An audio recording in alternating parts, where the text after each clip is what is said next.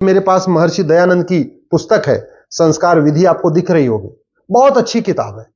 अगर ये संस्कार विधि घर घर पहुंच जाए, जन जन पहुंच जाए, संस्कार 16 संस्कार के बारे में लोगों को पता चल जाए, तो मैं गारंटी के साथ कहता हूं बहुत सारा भ्रष्टाचार, अपराध, अलगाववाद, कट्टरवाद, जिहाद, मजहबी उन्माद अपने आप ही कम हो जाएगा। लोग जानते ही नहीं है न, जब जानते नहीं है तो उसको फॉलो कैसे करेंगे? 16 संस्कार को महर्षि दयानंद जी ने इतना अच्छा लिखा हुआ है कि अगर इसका पालन करना शुरू हो जाए, और पालन करना मैं बार बार कह रहा हूं, अगर ये मंदिरों के माध्यम से लागू होगा, समाज के माध्यम से लागू होगा, तो घर घर नहीं पहुंचेगा, गरीबों तक नहीं पहुंचेगा, दलितों तक, आदिवासियों तक नहीं पहुंचेगा। अगर इसको शिक्षा के, इसको सिलेबस में शामिल कर दिया गया, प्राइमरी के सिलेबस में या जूनियर हाई स्कूल के सिलेबस में, तो ये घर घर पहुंच जाएगा, क्योंकि right to education fundamental right है, 8वीं तक सब बच्चे पढ़ते ही पढ़ते हैं। तो अगर इसको सिलेबस में डाल दिया जाए, एक किताब ही लगा दिया जाए 16 संस्कार या संस्कार विधि, तो सब अपने आप सीख जाएंगे, बच्चे भी सीखेंगे, मां बाप भी सीखेंगे, टीचर भी सीखेंगे, जो ट्यूशन पढ़ाएगा वो भी सीखेगा। इतनी अच्छी व्यवस्था दिया था हमारे यहां। पहला संस्कार गर्भाधान संस्कार, दूसरा संस्कार पुंसवन संस्कार, तीसरा संस्कार सीमांतोनयन संस्कार, चौथा संस्कार जातकर्म, पांचवां नामकरण संस्कार, छठवां निष्क्रमण संस्कार, सातवां अन्नप्राशन संस्कार, आठवां मुंडन संस्कार, नौवां कर्णवेधन संस्कार, 10वां विद्यारंभ संस्कार, फिर उपनयन संस्कार, केशांत समावर्तन संस्कार, विवाह संस्कार, वानप्रस्थ संस्कार, संन्यास संस्कार, अंत्येष्टि संस्कार। इस तरीके से जो 16 संस्कार थे, जब तक भारत में इसको फॉलो किया जाता था तब तक शांति थी, समृद्धि थी, खुशहाली थी। जैसे ही हमने 16 संस्कार को छोड़ा, हमने अपने वेद पुराण को छोड़ा, हमने भगवत गीता रामायण को छोड़ा, आप देख लीजिए, कहने को हम मॉडर्न कहलाते हैं, आधुनिक कहला रहे हैं, लेकिन सच्चाई यह है भाई भाई का रिश्ता खत्म हो चुका है, माता पिता का रिश्ता टूट रहा है, पिता पुत्र का रिश्ता टूट रहा है, भाई बहन का रिश्ता टूट रहा है, पति पत्नी का रिश्ता टूट रहा है। समाज में इतनी कड़वाहट है, इतनी नफरत है, एक दूसरे से ईर्ष्या है, द्वेष है। उसका सबसे बड़ा कारण यह है कि हमने 16 संस्कार को घर घर नहीं पहुंचाया। दूसरा, हम बाबर, हुमायूं, तुगलक, गोरी, गजनी को पढ़ा रहे हैं अपने स्कूलों में, लेकिन महर्षि भारद्वाज को नहीं पढ़ा रहे, महर्षि अत्रि को नहीं पढ़ा रहे, महर्षि कौशिक को नहीं पढ़ाते, महर्षि सांडिल्य को नहीं पढ़ाते, महर्षि गर्ग को, महर्षि पराशर, महर्षि गौतम, महर्षि सुनक, महर्षि कश्यप, महर्षि भार्गव, महर्षि वत्स, महर्षि वशिष्ठ, महर्षि कात्यायन, महर्षि व्यास, महर्षि मुद्गल, महर्षि भृगु, महर्षि कौशल, महर्षि अगस्त, महर्षि कात्यायन, इनको नहीं पढ़ा रहे।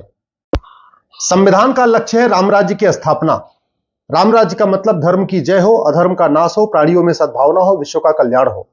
लेकिन पिछले 75 साल में राम राज्य स्थापित करना तो छोड़िए, हम घूसखोरी, कमीशनखोरी, मिलावटखोरी, जमाखोरी, दलाली भी कम नहीं कर पाए। आज की डेट में अगर आप ध्यान से देखिए, भारत की सारी समस्याओं का मूल कारण है भारत की सड़ी हुई शिक्षा व्यवस्था।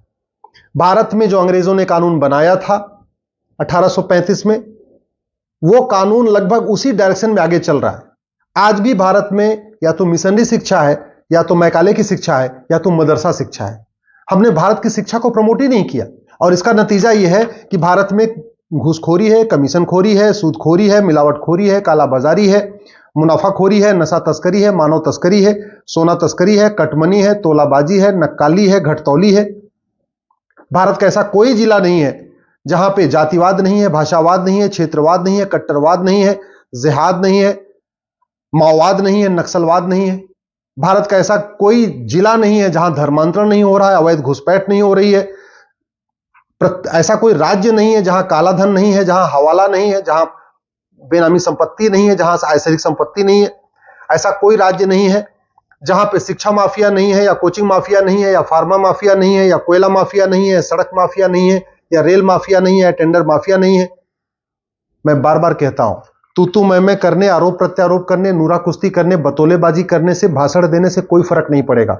सबसे इंपॉर्टेंट है शिक्षा व्यवस्था को अच्छा बनाना। अच्छी शिक्षा होगी, संस्कार वाली शिक्षा होगी, तो स्वाभाविक सी बात है कानून थोड़ा कमजोर होगा तो भी काम चल जाएगा।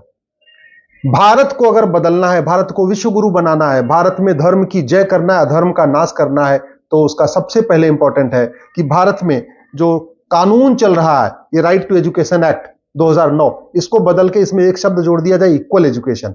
इक्वल यानी ये हो जाएगा राइट टू इक्वल एजुकेशन। अभी ये है राइट टू एजुकेशन, इसको बदल देना चाहिए, इसको कर देना चाहिए राइट टू इक्वल एजुकेशन। और इसमें सबसे पहले संस्कार सिखाना चाहिए, सबसे पहले संस्कार को शामिल करना पड़ेगा। ये मेरे पास महर्षि दयानंद की पुस्तक है संस्कार विधि आपको दिख रही होगी, बहुत अच्छी किताब है। अगर ये संस्कार विधि घर घर पहुंच जाए, जन जन पहुंच जाए, संस्कार 16 संस्कार के बारे में लोगों को पता चल जाए, तो मैं गारंटी के साथ कहता हूं बहुत सारा भ्रष्टाचार, अपराध, अलगाववाद, कट्टरवाद, जिहाद, मजहबी उन्माद अपने आप ही कम हो जाएगा। लोग जानते ही नहीं है न, जब जानते नहीं है तो उसको फॉलो कैसे करेंगे? 16 संस्कार को महर्षि दयानंद जी ने इतना अच्छा लिखा हुआ है कि अगर इसका पालन करना शुरू हो जाए, और पालन करना मैं बार बार कह रहा हूं, अगर ये मंदिरों के माध्यम से लागू होगा, समाज के माध्यम से लागू होगा, तो घर घर नहीं पहुंचेगा, गरीबों तक नहीं पहुंचेगा, दलितों तक, आदिवासियों तक नहीं पहुंचेगा। अगर इसको शिक्षा के, इसको सिलेबस में शामिल कर दिया गया, प्राइमरी के सिलेबस में या जूनियर हाई स्कूल के सिलेबस में, तो ये घर घर पहुंच जाएगा, क्योंकि right to education fundamental right है, 8वीं तक सब बच्चे पढ़ते ही पढ़ते हैं। तो अगर इसको सिलेबस में डाल दिया जाए, एक किताब ही लगा दिया जाए 16 संस्कार या संस्कार विधि, तो सब अपने आप सीख जाएंगे, बच्चे भी सीखेंगे, मां बाप भी सीखेंगे, टीचर भी सीखेंगे, जो ट्यूशन पढ़ाएगा वो भी सीखेगा। इतनी अच्छी व्यवस्था दिया था हमारे यहां। पहला संस्कार गर्भाधान संस्कार, दूसरा संस्कार पुंसवन संस्कार, तीसरा संस्कार सीमांतोनयन संस्कार, चौथा संस्कार जातकर्म, पांचवा नामकरण संस्कार, छठवां निष्क्रमण संस्कार, सातवां अन्नप्राशन संस्कार, आठवां मुंडन संस्कार, नौवां कर्णवेदन संस्कार, 10वां विद्यारंभ संस्कार, फिर उपनयन संस्कार, केशांत समावर्तन संस्कार, विवाह संस्कार, वानप्रस्थ संस्कार, संन्यास संस्कार, अंत्येष्टि संस्कार। इस तरीके से जो 16 संस्कार थे, जब तक भारत में इसको फॉलो किया जाता था तब तक शांति थी, समृद्धि थी, खुशहाली थी। जैसे ही हमने 16 संस्कार को छोड़ा, हमने अपने वेद पुराण को छोड़ा, हमने भगवत गीता रामायण को छोड़ा, आप देख लीजिए, कहने को हम मॉडर्न कहलाते हैं, आधुनिक कहला रहे हैं, लेकिन सच्चाई यह है भाई भाई का रिश्ता खत्म हो चुका है, माता पिता का रिश्ता टूट रहा है, पिता पुत्र का रिश्ता टूट रहा है, भाई बहन का रिश्ता टूट रहा है, पति पत्नी का रिश्ता टूट रहा है। समाज में इतनी कड़वाहट है, इतनी नफरत है, एक दूसरे से ईर्ष्या है, द्वेष है। उसका सबसे बड़ा कारण यह है कि हमने 16 संस्कार को घर घर नहीं पहुंचाया। दूसरा, हम बाबर, हुमायूं, तुगलक, गोरी, गजनी को पढ़ा रहे हैं अपने स्कूलों में, लेकिन महर्षि भारद्वाज को नहीं पढ़ा रहे, महर्षि अत्रि को नहीं पढ़ा रहे, महर्षि कौशिक को नहीं पढ़ाते, महर्षि सांडिल्य को नहीं पढ़ाते, महर्षि गर्ग को, महर्षि पराशर, महर्षि गौतम, महर्षि सुनक, महर्षि कश्यप, महर्षि भार्गव, महर्षि वत्स, महर्षि वशिष्ठ, महर्षि कात्यायन, महर्षि व्यास, महर्षि मुद्गल, महर्षि भृगु, महर्षि कौशल, महर्षि अगस्त, महर्षि कात्यायन, इनको नहीं पढ़ा रहे। हम इतना तक नहीं बच्चों को समझा पा रहे हैं कि धर्म अलग चीज है, रिलीजन अलग चीज है। रिलीजन का मतलब पंथ होता है, धर्म तो पूरी दुनिया में एक ही है, सनातन धर्म है, बाकी पूजा पद्धति अलग अलग है, उसको रिलीजन कहते हैं। हमारे बच्चे इतने कंफ्यूज हो चुके हैं, हमारे बच्चों को राम के पूर्वजों का नाम भी नहीं पता।